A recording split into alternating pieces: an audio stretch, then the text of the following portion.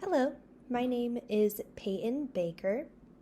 I've worked in long-term care healthcare administration for about 7 years now. I worked in a skilled nursing facility where I was the business office assistant. I then on to be the medical records director, and then finally the admissions coordinator. I then went to an assisted living facility where I was the marketing director.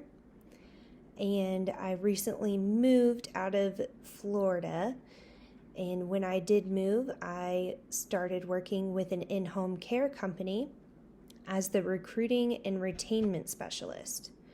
So I have become extremely passionate about long-term care, healthcare, and overall how to improve the industry, which is why I conducted a case study that I titled Long-Term Care Healthcare, the Looming Future and How to Combat It. I did choose this topic because it is close to my heart, with me being in the long-term healthcare administration for so long. I've seen changes in the short time that I've been in the industry, and I know it's only going to get worse.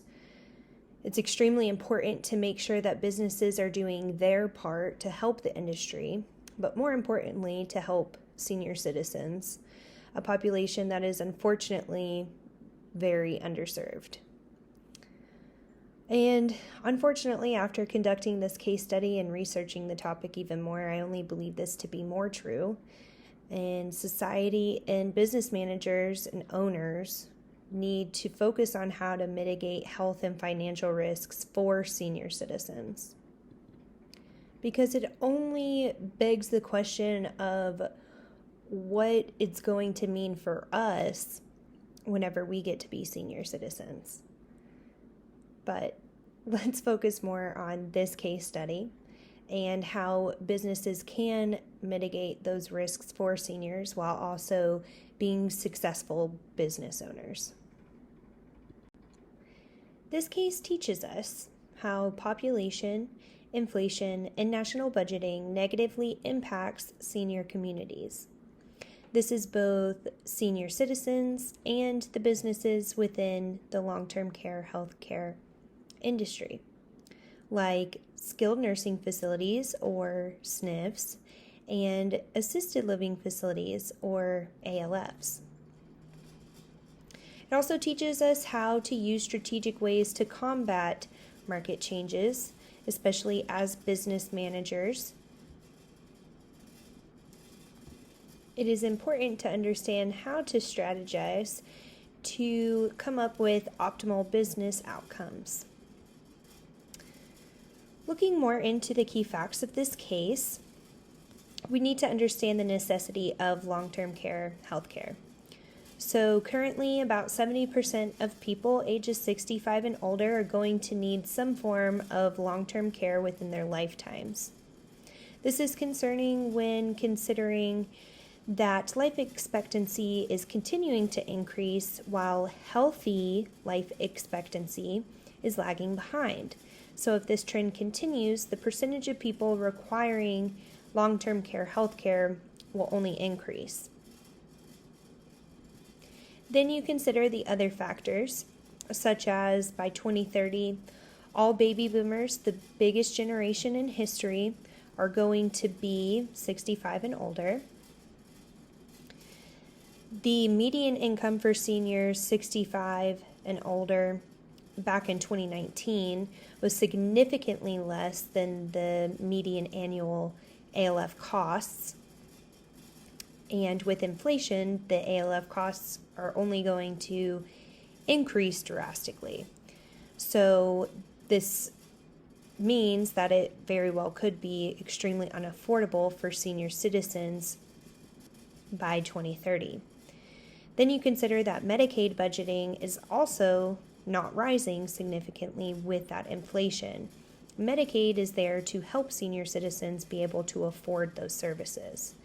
So how can ALFs remain relevant with these market changes? And remember that assisted living facilities are more of a social environment rather than a medical necessity.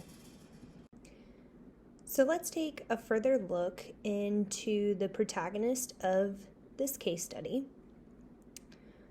Jalen Gant is the Community Relations Director for the Gardens of Westbrook, which again is an assisted living facility. It's located in Central Florida in a little town called Zephyr Hills. She grew up in this small town, and it did help her establish her network and succeed in her role. So she is in charge of marketing strategies for her facility and is meeting with the business owners to discuss the facility's focus for long-term success. So she does have several options for her strategy. She is considering an affordability focus, where it might include grandfathering in some rates for current residents. It might include new Medicaid contracts or new negotiations for existing contracts. Also taking into consideration special case agreement additions where perhaps there's a higher rate reimbursement for citizens moving in from the skilled nursing facility setting into an assisted living facility, because it is significantly less expensive for those Medicaid providers if a resident is coming from a SNF into an ALF. And it might also include limiting annual percentage increases. So this is one of her options. Another is exploiting supply and demand economics, where with higher demand and a limited supply, higher prices can be justified. But she does also weigh this in with the ethics involved in that. And is it right to exploit senior citizens that are possibly needing that extra care that an assisted living facility offers?